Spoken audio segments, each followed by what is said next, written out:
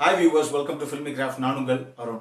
தரமான உலக திரைப்படங்களோட வரிசையில இந்த எபிசோட் நான் பார்க்க போற படம் 2019ல ஒரு அமெரிக்கன் சயின்ஸ் ஃபிக்ஷன் ஸ்லாஷர் படமாக ரிலீஸ் ஆன happy death day to you. இப்போ இந்த படத்துடைய ஒன்லைனர் என்ன அப்படின்னு நம்ம பார்த்தலாம். தன்னுடைய வாழ்நாள்ல ஒரு குறிப்பிட்ட நாள்ல ஒரு குறிப்பிட்ட காலகட்டத்தை மட்டும் திருப்பி வாழ்ற படத்துடைய கதாநாயகி இந்த டைம் லூப்புக்குள்ள இருந்து எப்படியாவது நம்ம வெளியே வரணும் அப்படிங்கிறதுக்கான சில முயற்சிகளை எடுக்கிறாங்க. இதுல அவங்க கடைசியா ஜெயிச்சாங்களா இல்லையா அப்படிங்கறதுதான் படத்துடைய ஒன்லைனர். இப்ப படத்துடைய டீடைல்களுக்கு போகலாம். இந்த படம் ஹாப்பி டெத் டே அப்படிங்கிற பார்ட் 1 இரண்டாம் பாகமாகத்தான் happy death day to you அப்படின்னு சொல்லி இந்த படமாக ரிலீஸ் ஆயிருக்கு. ஹாப்பி டெத் டே படம் பார்த்த எல்லாத்துக்குமே தெரியும், அந்த படத்துல ஹீரோயினுடைய பேரு ட்ரீ. அவங்க ஒரு யூனிவர்சிட்டியில இருக்கிற ஒரு பாய்ஸ் ஹாஸ்டல், அங்க கார்ட்டர் அப்படின்னு சொல்லி ஒரு பையனுடைய ஹாஸ்டல் ரூம் பெட்ல இருந்து எந்திரிப்பாங்க ஃபர்ஸ்ட் சீன்ல. அங்க இருந்து அவங்க லைஃப் ஆரம்பிச்சு அன்னைக்கு நைட்டுக்குள்ள ஒரு குறிப்பிட்ட தருணத்துல அவங்க இறந்து போயிடுவாங்க. அவங்க இறந்து போன அடுத்த செகண்ட் திருப்பி அதே கார்ட்டருடைய ரூம்ல, அந்த பாய்ஸ் ஹாஸ்டல் ரூம்ல இருக்க அந்த பெட்ல எந்திரிப்பாங்க. இப்ப கடைசியாக இந்த லூப்ல இருந்து அவங்க வெளியே வந்தாங்களா இல்லையா அப்படிங்கிறது தான் அந்த படத்துடைய கதையாக இருக்கும். ஆனா அந்த படத்திலேயே இவங்க அந்த கார்ட்டருடைய ரூம் அந்த பெட்டில் இருந்து எந்திரிக்கிற அந்த முதல் சீன்லயே ரயன் அப்படின்னு சொல்லிட்டு ஒரு சைனாக்கார மாதிரி ஒரு ஆளு, அவரும் அந்த யூனிவர்சிட்டியை சேர்ந்த ஒரு ஸ்டூடெண்ட் தான். அவரு கரெக்டா அந்த டோரை திறந்துட்டு உள்ள வர்ற மாதிரி ஒரு ஷாட் அந்த படத்திலேயே இருக்கும். அந்த ரயன் அவரு தான் இந்த படத்துடைய ஃபர்ஸ்ட் சீன்ல யூனிவர்சிட்டி பக்கத்துல இருக்கிற ஒரு ரோட்ல ஒரு கார்ல தூங்கிட்டு இருப்பாரு. அந்த காரை விட்டு எந்திரிச்சு இறங்குவாரு. எங்க தூங்கிட்டு இருக்கோன்னே தெரியாத அப்படி இறங்குவாரு.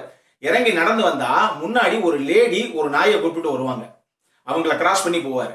அடுத்து ஒரு கார்டன் மாதிரி பக்கத்துல ஒரு புதர் மாதிரி இருக்கும். அதுக்குள்ள இருந்து ஒருத்தர் திடீர்னு எதிர்த்து உங்ககிட்ட ஏதாவது சேஞ்ச் இருக்குங்களா அப்படின்னு கேட்பாரு ஒருத்தர். அவரை கிராஸ் பண்ணி போவாரு. அந்த ஸ்கர்ட்டிங் போர்டுல ஒரு நபர் அப்படி ஸ்கர்ட் பண்ணிட்டே வருவான். கரெக்டா இவங்களை கிராஸ் பண்ணி போவாங்க. அவரையும் கிராஸ் பண்ணி போவாரு. அடுத்து இங்க இருந்து நேர இவருடைய ரூம்மேட்டான அந்த கார்ட்டர் ஃபர்ஸ்ட் பார்ட்ல காமிச்சாங்களே அதே ரூமுக்கு போவாரு. போனா கரெக்டா ஹீரோயின் அங்க படுத்திருப்பாங்க. அந்த கார்ட்டர் பக்கத்துல ஹீரோயின் பக்கத்துல உட்கார்ந்துருப்பாரு. இப்படித்தான் இந்த கதை ஆரம்பிக்கும். இங்க இருந்து ஆக்சுவலி நம்ம ரயன சிசி அப்படின்னு சொல்லி ஒரு சயின்ஸ் ப்ராஜெக்ட் ஒன்னு பண்ணுவாரு. அது ஒரு டைம் டிராவல் ரிலேட்டட் ப்ராஜெக்ட். அந்த ப்ராஜெக்டை நம்ம சக்சஸ்ஃபுல்லா எப்படியாவது எக்ஸிக்யூட் பண்ணணும் அப்படிங்கிறதுக்காக அங்க இருந்து நேர ஒரு சயின்ஸ் லேபுக்கு போவாரு. அந்த லேப்ல தான் அந்த ப்ராஜெக்ட் வைக்கப்பட்டிருக்கும். அங்க இவருக்கு 2 ஃப்ரெண்ட் இருப்பாங்க. ஓகே, இப்ப அந்த ப்ராஜெக்ட் நம்ம ஆக்டிவேட் பண்ணலாமா அப்படிங்கிற தருணத்துல பிரான்சன் அப்படின்னு சொல்லி அந்த காலேஜுடைய டீனு அவர் நான் எத்தனை தடவை சொல்லியிருக்கேன் இந்த மாதிரி ப்ராஜெக்ட்லாம் இங்க பண்ணாதீங்க நீங்க என்ன அப்படின்னு சொல்லி அந்த ப்ராஜெக்டை டீஆக்டிவேட் பண்ணிட்டு போயிடுவார். போனா கடைசி நேரத்தில் எக்ஸிக்யூட் பண்ற டைம்ல இப்படி பிரச்சனை பண்ணி விட்டானே இந்த ஆளு அப்படின்னு சொல்லி நம்ம ரயன் அந்த ரூம்ல இருக்க ஒரு சோஃபால உட்கார்ந்து இருப்பாரு.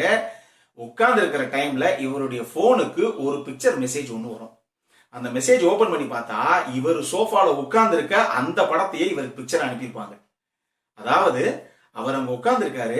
இப்ப நான் இங்க நிக்கிறேன். எனக்கு முன்னாடி ஒரு 10 அடிக்கு முன்னாடி இருந்து ஒருத்தர் இப்ப நான் பேசுறத அப்படியே போட்டோ எடுத்து அனுப்புனாங்கன்னா இந்த போட்டோ எங்க இருந்து அவர் எடுத்திருப்பாரு, எனக்கு முன்னாடி 10 அடிக்கு அப்படின்னு ஒரு ஐடியா இருக்கும் இல்லையா. உடனே அந்த இடத்துல போய் நான் பார்ப்பேன் இல்லையா. அந்த மாதிரி எங்க இருந்து இவருக்கு போட்டோ வந்ததோ அந்த ஸ்பாட்ல போய் நின்னு பார்த்தா அடுத்த போட்டோ வருது, அவர் அந்த ஸ்பாட்ல நிக்கிற மாதிரி. சோ இந்த போட்டோ எடுத்த நபர் எங்க இருந்து இந்த போட்டோவை எடுத்திருப்பான் அப்படிங்கறத பேஸ் பண்ணி இவர் அடுத்தடுத்து ஃபாலோ பண்ணிட்டே போறாரு. போனா ஒரு ரூமுக்குள்ள போறாரு. அந்த ரூம்ல கடைசியாக இவர் கொலை செய்யப்படுறாரு. அவர் இறந்து போன அந்த செகண்டே நேர கார்ல தூங்கி எதிர்ச்சார் இல்லையா முதல்ல, அந்த ஸ்பாட்டுக்கு வந்து நிக்கிறாரு. திருப்பி கார்ல இருந்து இறங்கி நடந்தா அதே ஓல்டு லேடி நாயோட வர்றாங்க. கிராஸ் பண்றாரு. ஒரு நபர் அந்த புதருக்குள்ள இருந்து எந்திரிச்சு சேஞ்ச் கேட்கிறான். அந்த ஸ்கர்ட்டிங் போர்டு அப்படி வர்ற பையன் இவரை கிராஸ் பண்ணி போறான். நேர போனா அதே இவருடைய ரூம் கார்ட்டருடைய ரூமுக்கு போறாரு. இப்படியே இவருடைய லைஃப் திருப்பியும் இவர் கடந்து வந்த அதே பாதைக்கு திருப்பியும் போகுது. ஆனா தான் எதுக்காக ஒரு டைம் லூப்புக்குள்ள இப்படி திருப்பி வாழ்றோம், நமக்கு நடந்ததெல்லாம் திருப்பி நடக்குது அப்படின்னு முதல் முறை அனுபவிக்கிற இந்த ரயன் இதுல இருந்து எப்படியாவது வெளியே வரணும் அப்படின்னு ஒரு முயற்சியை எடுக்க கடைசியாக இது ஹீரோயினுக்கு எவ்வளவு பெரிய பிரச்சனையை கிரியேட் பண்ணுது அப்படிங்கிறது தான் இந்த படத்துடைய மொத்த கதையை.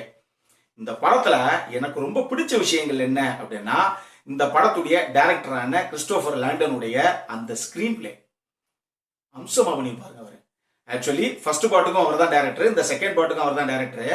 பட் ஒரு ஸ்டோரியை ஸ்கிரீன் பிளே பண்ணி ஒரு பர்டிகுலர் சீனை நீங்க நரேட் பண்ற விதம் இருக்கு பாருங்களா, அங்கதான் நீங்க ஜெயிக்கிறீங்க. இந்த படத்துல ஒரு ஷாட் போதும். ஆக்சுவலி படத்துல ஒரு குறிப்பிட்ட கதாபாத்திரம் மாடியில இருந்து கீழே விழுந்து, ஒரு 10 மாடி பில்டிங் அது, அங்க இருந்து கீழே அப்படியே தலகுப்புற விழுந்து இறந்து போகிற மாதிரி ஒரு சீனு. அது இறந்து போன அடுத்த செகண்ட் திருப்பி ஒரு பெட்ல இருந்து அது எந்திரிக்கணும். அதாவது அவனுடைய லைஃப் திருப்பி முதல்ல இருந்து ஆரம்பிக்கிற மாதிரி அந்த ஸ்கிரீன் பிளே. ஆனா இவர் எப்படி காமிச்சிருக்கலாம் அப்படின்னா, கீழே விழுந்து இவர் இறந்துடுறார், அந்த நபர் இறந்துடுறார் அப்படின்னு காமிச்சிட்டு அடுத்த சீனு டக்குன்னு பெட்ல இருந்து அவங்க எந்திரிக்கிற மாதிரி காமிச்சிருக்கலாம். ஆனா அவர் எப்படி காமிச்சிருப்பாருன்னா, அவங்க தலகுப்புற விழுக ஆரம்பிப்பாங்க, அவங்களுக்கு மேல அப்படியே க்ளோஸ் அப்ல கேமரா ஃபாலோ பண்ணிட்டே இறங்கும். அவங்க ஒரு பில்டிங்கா கீழே விழுந்துகிட்டே போவாங்க, கீழே அந்த ஃப்ளோரா விழுந்துட்டே போவாங்க.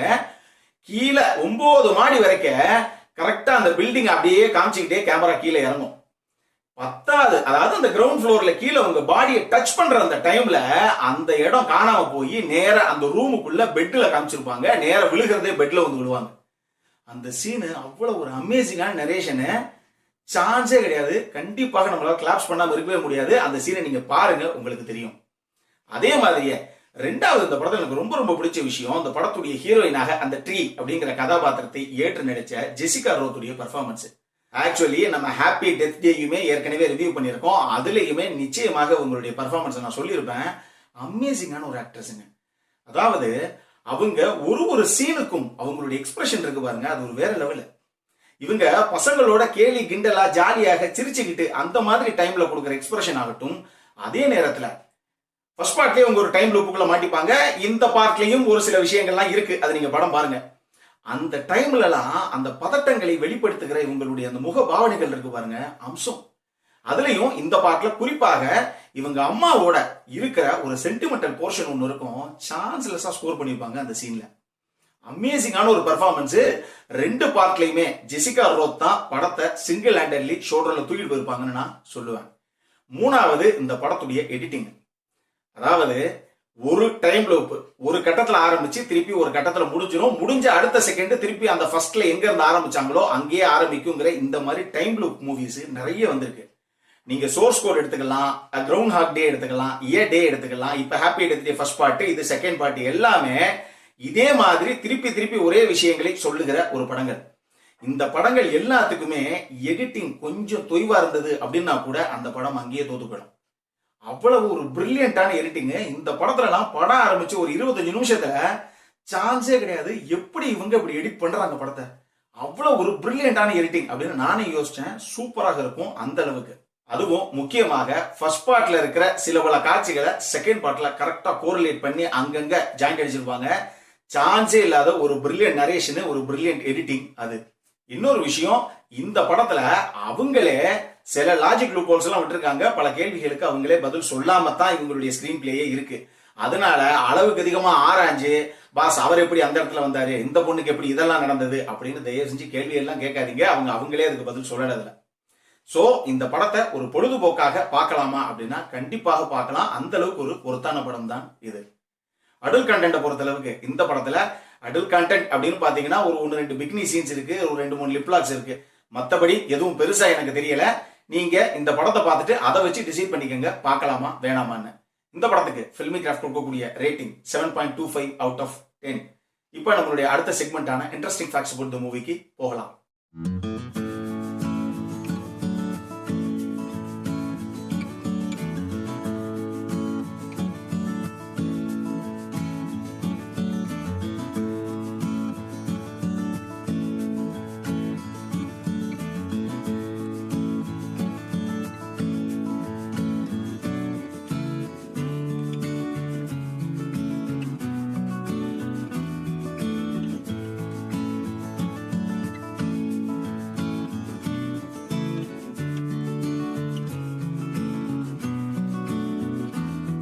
இந்த வீடியோ பிடிச்சிருந்ததுன்னா லைக் பண்ணுங்க, ரொம்ப பிடிச்சிருந்ததுன்னா உங்க ஃப்ரெண்ட்ஸ் எல்லாத்துக்கும் ஷேர் பண்ணுங்க. உங்களுடைய கருத்துக்கள் ஏதாவது இருந்தது அப்படின்னா கீழே இருக்க கமெண்ட் செக்ஷன்ல எங்களுக்கு தெரிவிங்க. வீடியோவை க்ளோஸ் பண்றதுக்கு முன்னாடி சப்ஸ்கிரைப் பண்ணுங்க. சப்ஸ்கிரைப் பண்ணும்போது பக்கத்தில் இருக்க நோட்டிபிகேஷன் பெல் ஐக்கானையும் கிளிக் பண்ணுங்க. அப்பதான் எங்களுடைய வீடியோஸ் எல்லாம் உங்களை ஆன் டைம் வந்து சேரும். இதே மாதிரி இன்னொரு உலகத்தரமான படத்தோட அடுத்த முறை உங்களை சந்திக்கிற வரைக்கும் it is Arun signing off. By.